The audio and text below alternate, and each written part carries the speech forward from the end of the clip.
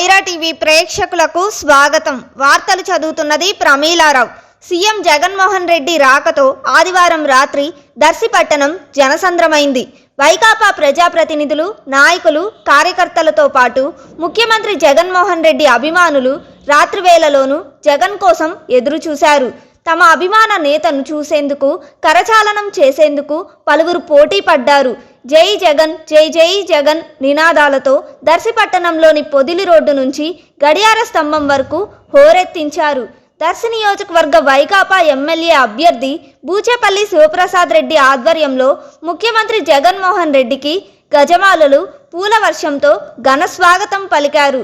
బస్సుపై నుంచే ముఖ్యమంత్రి జగన్మోహన్ రెడ్డి ప్రజలకు అభివాదం చేశారు.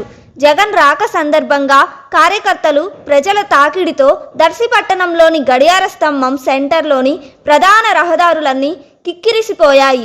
అనంతరం ఆదివారం రాత్రికి దర్శిపట్టణంలోని వెంకటాచలంపల్లి వద్ద ముఖ్యమంత్రి జగన్మోహన్ రెడ్డి బస చేశారు. సోమవారం ఉదయం బోధనంపాడు, కురిచేడు, చింతలపాలెం మీదుగా రోడ్డు షో నిర్వహిస్తూ పల్నాడు జిల్లా వినుకొండలోకి ముఖ్యమంత్రి జగన్మోహన్ రెడ్డి అడుగు పెట్టనున్నారు.